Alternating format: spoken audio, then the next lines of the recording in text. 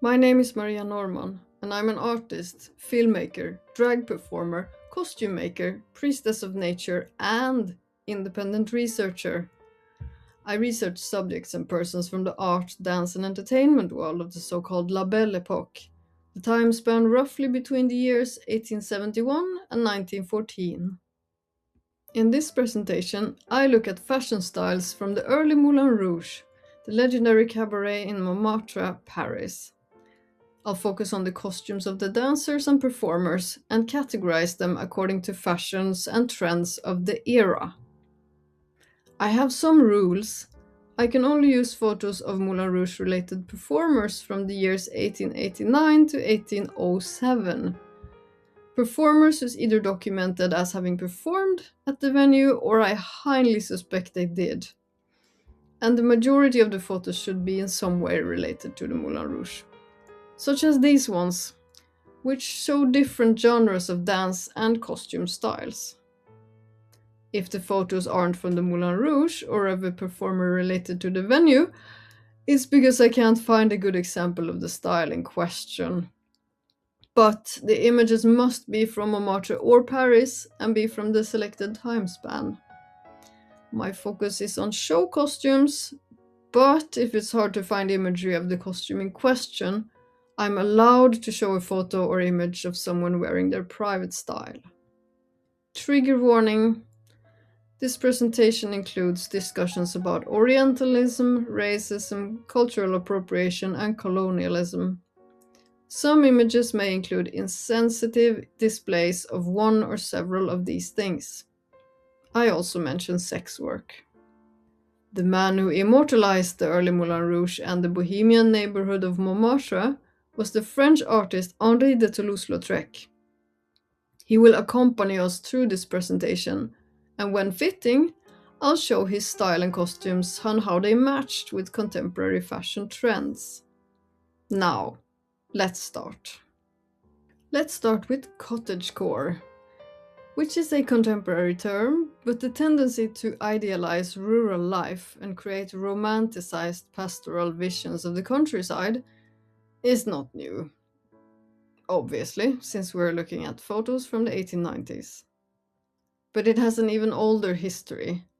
Some say the originator of this rural idealization was the French queen Marie Antoinette, who had a rustic retreat close to the castle in Versailles, to which she could escape the conventions of court and dress in more casual clothes.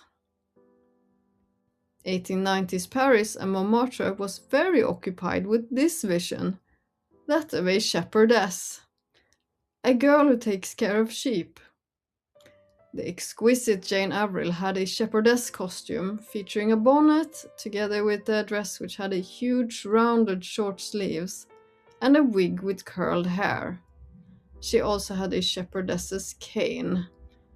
And the dance that she sometimes performed in this outfit was the gavotte. Moulin Rouge dancer Gazelle wore this style as well. A similar kind of adorned bonnet, a dress with huge round short sleeves, frills and lace. There does exist a nursery rhyme in which the shepherdess character, Little Bo Peep, has lost her sheep and doesn't know where to find them. The lesbian painter Romaine Brooks lived in Paris in the 1890s and sang in a music hall. Quote, I agreed to dress up in Kate Greenaway costume with a poke bonnet trussed over a wig of long yellow curls. And finally, with a little bit of string as my repertoire, I was taken to a cabaret in a side street. End quote. At Mi-Carême, La Goulue rode a special float. Costumed as a Watteau shepherdess, her hair powdered white, she reigned over a float that was preceded by a dozen trumpeteers and drawn by 6 horses. End quote. I will get back to these Mi-Carême or Mardi Gras carnival floats later. This is from England, so it's not related to the Montmartre scene, but it was such a fine example of a shepherdess costume that I had to include it. Toulouse-lautrec saw performer Edmé Lescaut in alpine shepherdess dress, and she yodeled. End quote. I think the encircled image depicts her in her shepherdess outfit. Why was this a popular thing? Short answer: people in cities such as Paris idealized country life, since they lived city lives. Many had moved to cities from the countryside, and I believe it was something of a flavor of the home regions being presented to them, but in a romanticized way. And it took some time for a pagan from a Protestant country, myself, to understand that there's Catholic symbolism in this. Jesus' mom is called the Good Shepherdess. So this was the naughty shepherdess. I mean, just look at that, the decolletage, the low neckline. It's comparable with costumes such as that of a sexy nun. This was also the era for defining national identities. For example, by defining what was to be the official national costume or regional dress of the place in question. I can't tell which country or region this style could be from, if any, but it looks rural, like a national costume to me. It just looks a bit sexier, since she's not wearing a shirt. This is related, yet a bit different. 18th century style. I know there were many different styles in the 18th century itself, but this is a kind of, again, idealized image of 18th century court life. The lady stepping out from the sedan chair is the exquisite dancer Jane Avril. It says frills and rice powder under the photo. Frills as in lace on the costumes, and rice powder in the face and in the wigs. In the above photo, Avril is dancing the gavotte, a dance from the 18th century. Here she is again, in this lovely colorized photo from the same occasion, which probably was a sort of ball held at the Moulin Rouge. The details on this photo is so luminous, and it looks like something between a photo and a painting to me. Same occasion, a colorized scene with ladies and a man. The architecture of the Moulin Rouge ballroom is seen in the background, and some of the ladies wear a kind of shepherdess-style dresses. Dancer and famous beauty Cleo de Merode also performed 18th century dances in 18th century inspired clothes. It's funny and endearing to think that people in this era liked vintage style as well, and that the time span is a bit like that of someone today who wears clothes from the 1920s and dances Charleston. The Anglophiles, Anglomania fashion, people who were fascinated with Englishness, English culture and clothing, like Mr. Henry de Toulouse-Lautrec, who spoke decent English, visited London, hung out with Englishmen and wore clothing of English cut. And yeah, it's a trick photo. Clothing of English cut such as pepper and salt trousers. Pepper and salt is the pattern or color combination, like black and white mixed. He also wore a London overcoat. Not sure if it's the one on the photo. Besides, Anglomania was now all the rage in society. People had their clothes made by Poole, the Prince of Wales's tailor. British tourists invaded the Moulin Rouge in knickerbockers and golfing caps. End quote. Toulouse-Lautrec saw performer Edmé Lescaut dressed as an Englishwoman to sing Ling-a-Ling. End quote. I don't know if her English costume is included on this image, because I've had problems finding out what an English costume looked like. Was it knickerbockers and golfing caps? And how to tell if clothing is of English cut? Yet I do know of some of the costumes which were of English style. This was the British performer May Milton, who performed in Paris. She was a so-called serio-comic performer, She danced and sang and did rapid costume changes. One of the styles worn by British serio-comic performers was this baby-like frock, in which they did skirt dancing. They would swoosh their skirt around, sing, and perform kicks on certain words, like on the word boom in the nursery rhyme Tarara Boom the A. This is an unknown dance troupe which performed at the Moulin Rouge. They wore frocks in a similar baby doll style. The acts blended the innocent with a feeling of depravity, a bit like the Shepherdess costume. Not gonna lie, I find it creepy, this sexualizing of clothing belonging to underage girls. This style was worn by so-called chorus girls. The French word was la corbeille, meaning the basket. They acted as a kind of sexy backdrop to some of the other performers. So now, for some very nerdy knowledge, Jane Avril's stage costume is inspired by British serio-comics, but hers is a kind of travesty version. Like the added long glove, and she performed a mix of the serio-comic skirt dancing together with can-can-like dance steps. Descriptions are found in these quotes. Jane Avril, who danced in the costume of an English chorus girl, and she dances an English dance in Kate Greenaway. So this isn't a standard costume for can-can dancing like many people assume. Avril was close friends with the performer May Milton. Qualified speculation is that they were more than friends. Jane travelled with her to London, where she saw British performers and took inspiration from them. Here's another depiction which shows Jane and her swooshing skirt dance. Her skirt starts directly under the bosom. Here's Jane Avril portrayed as her private self, wearing a reddish carrick or garrick coat, which was English fashion. Another name for it is Inverness coat. It was a coat of masculine cut, and she likely shows its reddish color.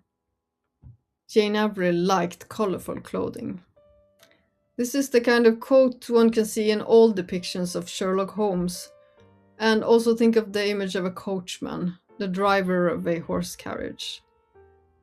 Beside Mom Fromage stands Nana the grasshopper, Nana la sauterelle, in a very correct English costume of thick grey serge. End quote. Not sure if the photo shows her in an English costume. I have to investigate Anglomania further. North African, Arabic, possibly Romani, Orientalist stereotypes and authentic dress. This is a difficult topic. Orientalism is a Western idea of, or version of, the so-called Orient, which is a made-up colonial word which means anything from or related to Swana, Southwest Asia and North Africa, and Asia as a whole. The word is derogatory and outdated, but depending on context also. In this photo, toulouse-lautrec imitates a muezzin, an Islamic caller to prayer. I don't know what to say about it. It's a travesty or a parody. Orientalism in general, and the popularity of belly dancing in particular, invited fears and fantasies of free sexual expression, although representation of the other distanced audiences from the performers. Eastern-inspired acts reaffirmed the audience's sense of racial superiority, continuing a trend that began with the Exposition Universelle's colonial exhibition of human zoos in 1867 and 1899. Photographs in which La Goulue appears dressed as a belly dancer, wearing slave bracelets with chains linking the wrists to the upper arm. Besides showing the incorporation of Eastern and Middle Eastern aesthetics into design and jewelry, The bracelets played to a decadent and fin de siècle imaginings of the harem, using Orientalism in costume and performance as an erotic cipher. The Parisian version of belly dancing was an erotic spice, a fantasy of the so-called other. And I don't want to say that it was necessarily wrong of La Goulue to dress in these clothes and do a can-can meets belly dancing act, but the context is an Orientalist one, which looks at some cultures and people from them as exotic or different, of lesser worth. There were some authenticity in certain situations, like how dancer La Goulue included Kabyle and Arabic performers in her troupe, as background dancers and musicians, and they acted as primary dancers when she was pregnant. In this painting we see two of La Goule's musicians, and the woman playing the tambourine is actually Edith Piaf's grandmother, Emma Said Ben Mohammed. She was of Kabyle/Algerian and Italian descent and performed at venues such as the Moulin Rouge. Here's another example of La Goulue together with the performers of unknown origin. I can't tell if the clothing they wear is authentic or catering to the Orientalist eye. Tunisian dancers of the Moulin Rouge. They're said to have performed in the large elephant which was standing in the gardens of the venue. And the info that I've seen just says Tunisian concert. So it likely included music, perhaps dances, and perhaps they wore authentic costumes. This is, likely some of them. One lady was named or nicknamed Anouma, and perhaps the lady on the left is Aisha, Edith Piaf's grandma. The can-can dancer Safir dressed in a mix of 1890s showgirl fashion, with a skirt in a see-through material, with coins of round forms placed to look like a sort of belt. I'm guessing this is either Romani or North African inspired. Do notice her bodice and how it's structured by a corset, and keep the image of the bodice, because if there was a sort of standard uniform for showgirls at the Moulin Rouge in the 1890s, this was it. A tank top or bodice decorated with ruffles, a skirt with one or several frilly underskirts underneath, plus pantaloons, underpants, stockings, shoes, and a ginormous hat. As shown here and on the previous photo, on the dance partners Sauterelle and Rayon d'Or.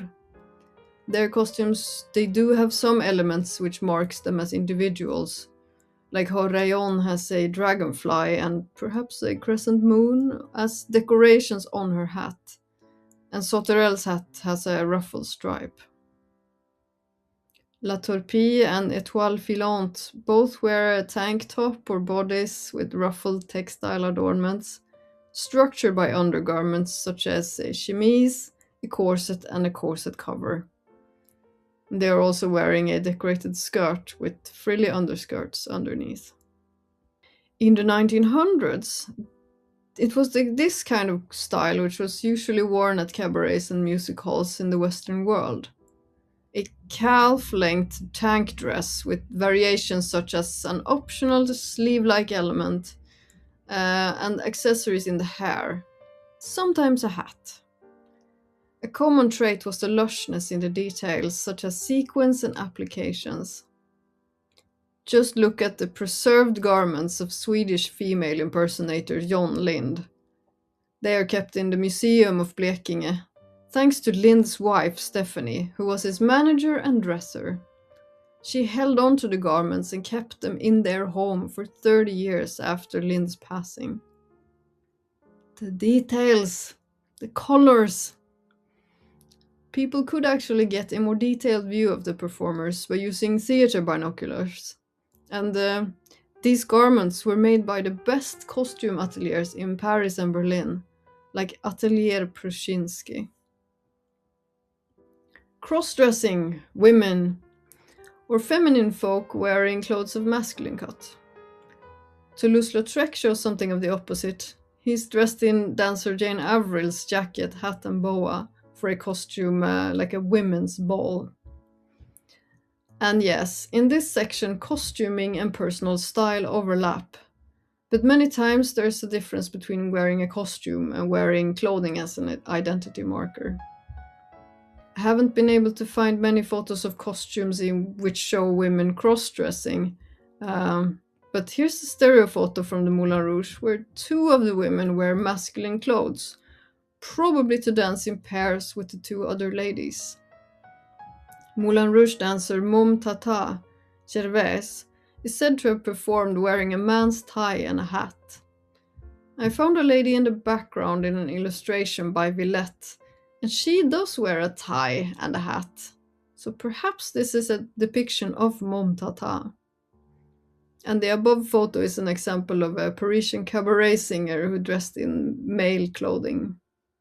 To wear clothes of masculine cut was popular in the queer neighborhood of Montmartre, especially its lesbian and queer circles. Gabrielle was a can-can dancer, and she's wearing a style which was very high lesbian fashion in this era. White shirt, black jacket, a black skirt. But this is her private style, so it's not a costume. Gabrielle was romantically linked with fellow dancer Xiao Kao. And a short note to say that many of the can-can dancers were said to have sailed from Cythera to Lesbos, such as Blanchette and Margot. Sailing from Cythera to Lesbos was symbolic language, meaning that they sold sex to men, but also had lesbian relations. Here's Missia Nathanson, who was an influential culture person in Paris over several decades. Many artists painted her portrait. She's captured cross-dressing on the right photo, but I don't know for what occasion and why. These persons are probably not can-can or cabaret dancers, but they're doing cross-dressing in Paris in the era. Wearing pants as a woman was actually illegal in Paris up until the year 2013. There were several lesbian cafes in and around Montmartre in the 1890s, such as Le Hanneton and La Souris. Same-sex relations were in fact legal, but it was frowned upon and queers were harassed. So not everyone who had such relations or liaisons were open about it. But the courtesan Liane de Pougy was. She wrote semi-biographic novels about lesbian love. Jane Avril likely had at least one female love relation with dancer May Milton, but she herself never wrote or spoke openly about it. Avril did sometimes wear clothing which were of masculine cut, like her red Garrick coat. Avril's clothing in the photo looks like it's a women's bicycle outfit. Bikes were a novelty. They were part of women's liberation, and the outfit was popular among lesbians. It's described that many of the bicycle ladies didn't even have a bike, and that the feminine women courted them and danced with them. The bicycle lady's outfit consists of wide knee-length trousers with a pepper and salt pattern, black and white squares, a short white jacket, a pair of high-shafted yellow lace-up shoes, and on the head, a small English hat. End quote. So here are some Anglomania tendencies as well. Peak 1890s silhouette, which consisted of a blouse or dress with a high collar, with so-called leg of mutton sleeves or puffy sleeves. And these sleeves resembled the back leg of a sheep. And the hem of the dress, it reached the floor. And of course, the waist was snatched as well. The undergarments helped to give structure to this silhouette. So it consisted of a small waist with large sleeves and a full skirt with petticoats and pantaloons under. Hirondelle is wearing a blouse with a pattern variation. It has dark upper sleeves and one can only guess what color this outfit was. Quote, "Can-can is always danced by ladies who wear elegant evening wear, with trains as long as on some of the gowns worn by respectable ladies at a society ball. The refinery in the dance lies in the fact that the movements isn't hindered by the outfit." End quote. Brise du Soir had a 1890s silhouette, a blouse which had a bib-like form. Not a favorite of mine. The bib form does look nicer on this look though. Very nice in fact. This is one of my favorite photos. You find this look represented in works by Toulouse-lautrec, such as this one, at the Moulin Rouge. Peak 1890s silhouette with decolletage, showing some skin by wearing a low-cut neckline. Like Jane Avril in this photo. She is described as having, quote, "décolleté nearly to the waist in the Oriental fashion," end quote.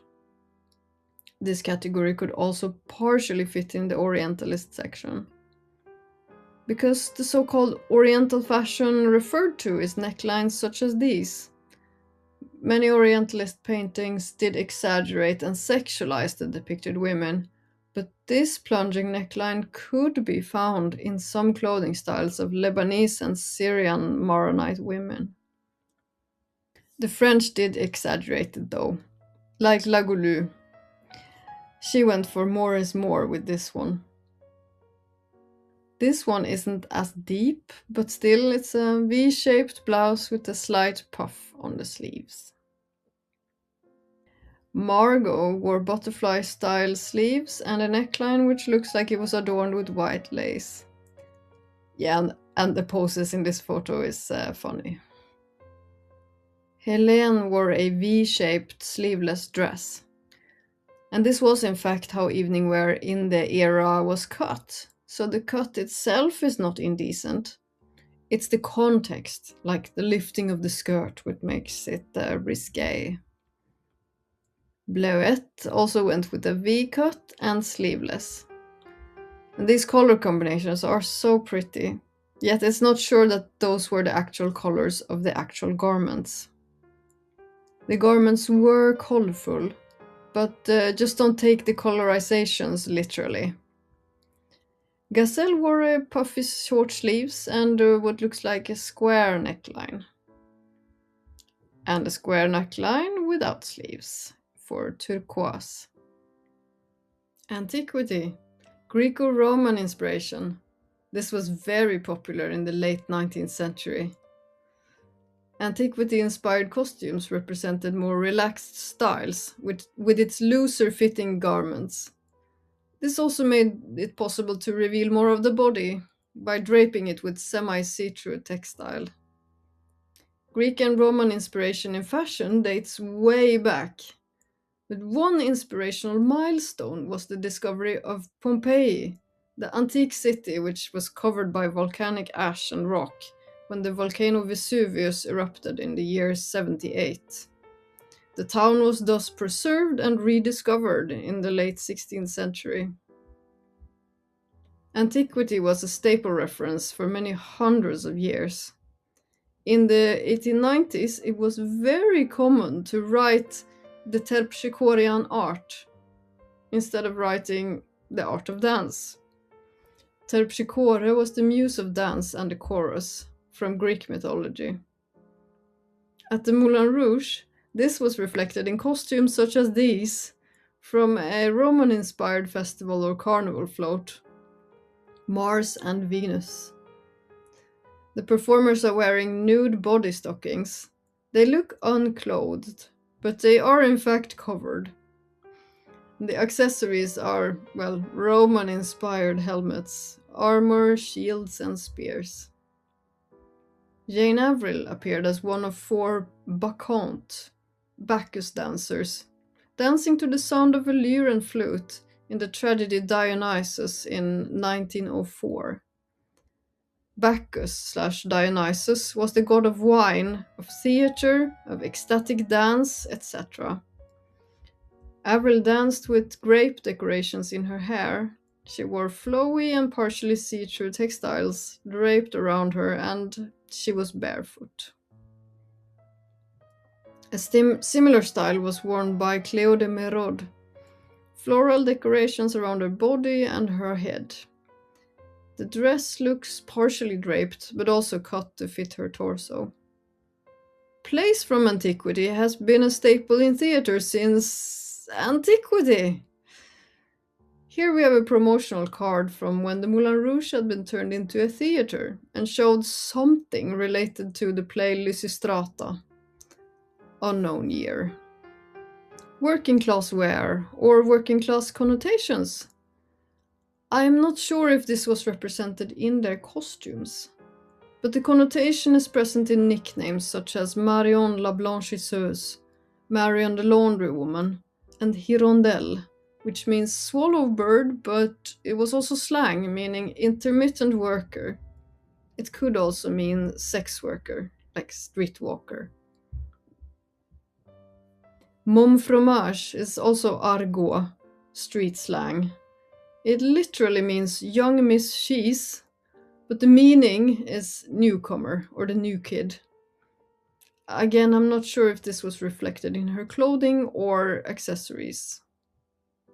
Here's an example of what working class women did wear. And I believe it was the contrast of being nicknamed Marion the Laundry Woman while wearing finery, fancy clothing which a laundry woman couldn't afford. That was the thing. But a laundry woman could, and at least one did, borrow fancy clothing from work, go out dancing, and wash them the next day. Showman's fashion. Yes, there were men who danced the can-can and other dances at venues such as the Moulin Rouge. And this was a kind of standard outfit for them. Dark knee-length pants with dark stockings, ribbons tied on the side of the knees, a white vest, white shirt, and a red tailcoat with an optional flower on the left lapel. This style was also worn by the most well-paid act at the early Moulin Rouge, Le Petoman, professional flatulist, a fart artist. You heard me. A fart artist. It looks like he wore a tailcoat, but also short jackets. Wise choice. The tail flaps were probably sent flying from all the gas he passed anyway. The impersonator Steve Hull wore a showman's standard outfit when he performed in some of the male roles. And the object he's holding in his hand is, which looks like a plate, is in fact a collapsed top hat, a chapeau claque. In this photo, the unknown man on the left looks like he's wearing a tailcoat, but he wears full-length pants. The man who is likely nicknamed Louis d'Or, on the right, he wears a checkered ensemble. The jacket and pants are made of the same fabric, and we can only speculate what color they were. My suggestion is yellow squares and black stripes. The elusive and mysterious dancer Valentin Le Dessaussé wore the standard male silhouette for the 1890s. Long dark pants, dark jacket, white shirt, and dark tie, and a stovepipe hat.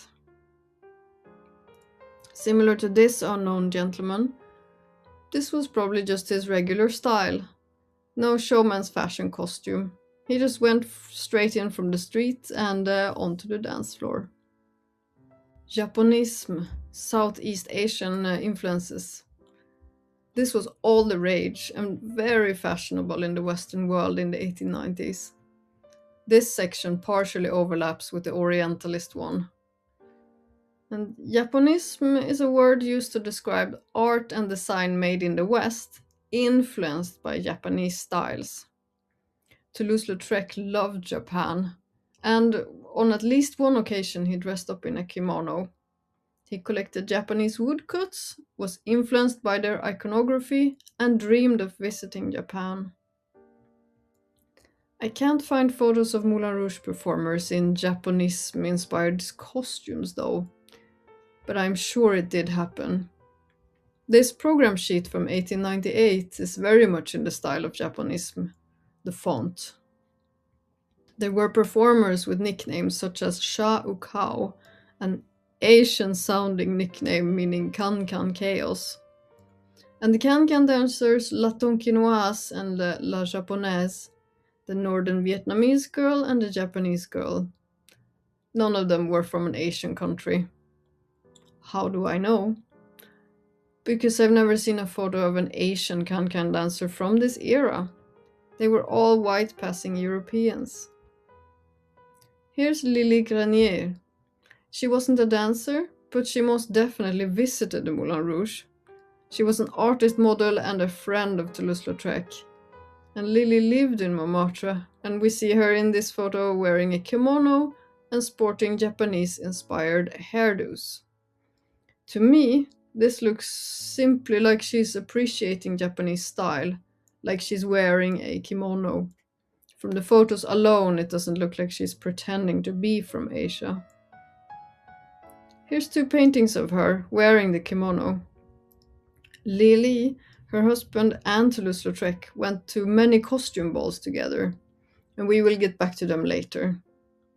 Toulouse-lautrec had a huge crush on her.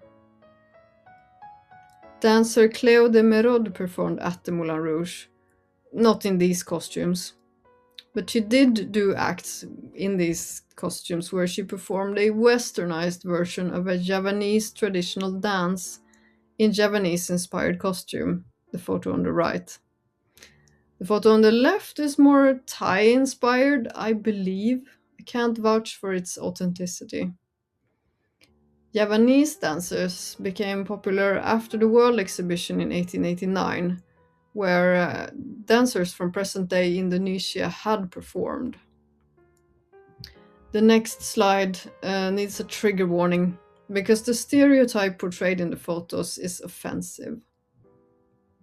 Because these ladies are not from Southeast Asia, and they are catering to the stereotype that Asian women are submissive and sexually up for grabs.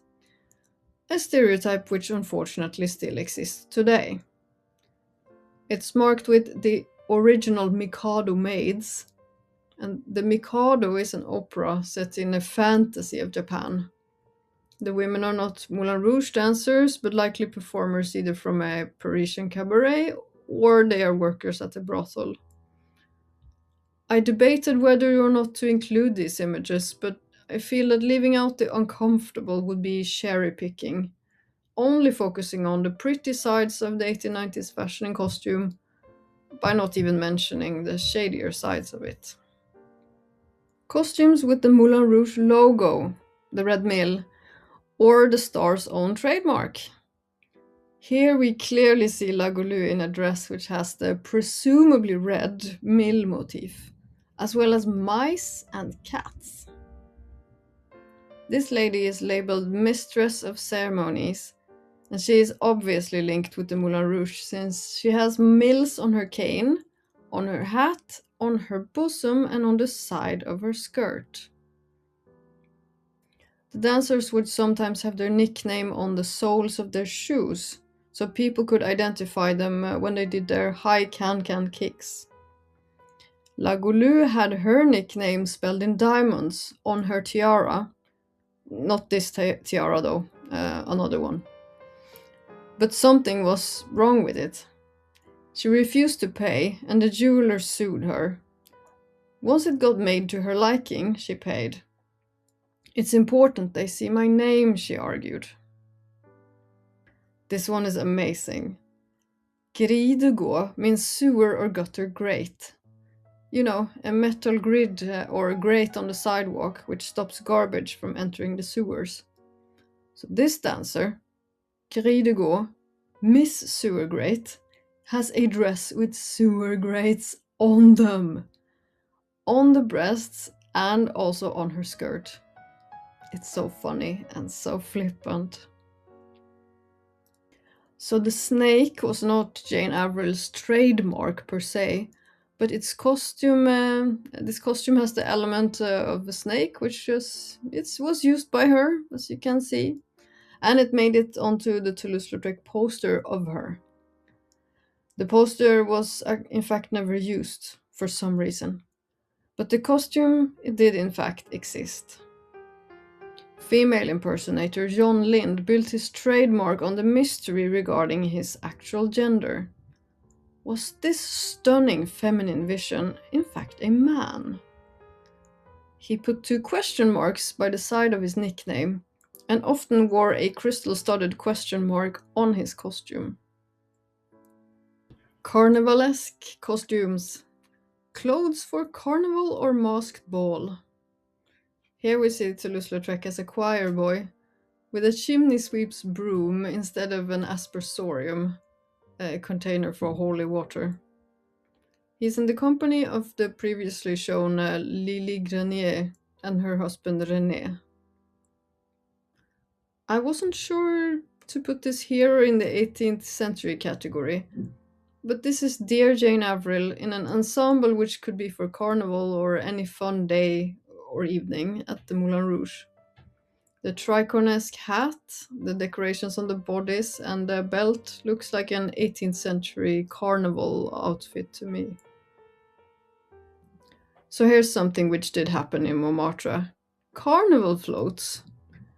These are from a festival called Vachalchad, and places such as the Moulin Rouge would have their own cortege or float, like a decorated wagon. And they acted as a kind of advertising for the venue. There would be stars sitting on them in outfits matching the theme of the float. I can't make out what kind of theme this one was, if any. But there's some men in matador-like outfits, and one man wears a bear suit or animal suit. This float, I don't think it's from the Moulin Rouge, but it's a fine example of a design of a float. The idea is obviously a basket of flowers, with ladies acting as the pistils. Laglu, can-can dancer who wears a costume which looks very carnivalesque. The tricorn style hat with long gloves which has a diamond or zigzag pattern. Her skirt has a zigzag pattern as well. Unknown lady, mini hat, upside down heart shape on the bosom. She wore a body with a sort of short skirt, long gloves and stockings. Bianca. Looks like she wore some kind of 18th century inspired carnival or masked ball outfit as well. Blanchette wore a similar kind of hat as Laglu. It could be an obvious symbol which I am yet to discover the meaning of. Here's Madeleine Bastille, wearing something which looks like a rather modern outfit to wear to a costume ball, in my opinion. The mini corset or the large belt, for example. Clownesse, Pierrette, female clown. This also fits with the carnivalesque category. And of course Toulouse-lautrec dressed up as a clown. Pierrot, the sad clown, was a staple role or character during this era. Pierrette is his female counterpart. The most famous female clown in Toulouse-lautrec's world was Ksha Ukao. Her true identity is a mystery. She was a can-can dancer, a clown, and likely also a contortionist. One of few facts about her is that she was a lesbian or a bisexual woman. There are some photos which are likely of her, but she's not in a clowness costume in any of them. This is the first troupe of the Moulin Rouge in its inauguration year, 1889. The majority of them are in some sort of clown or clowness costume, with clown hats and clothing with patterns such as striped, dotted, crescent moons, playing card symbols, and diamond forms. Serpollet wore some kind of clown-like onesie, with the patterns I can't really make out what they are. This unknown lady has a pointy clown hat, but the rest of her outfit is more like peak 1890s silhouette. That was all I had on this subject, and I'm sure there's always more to say and other sources to consult.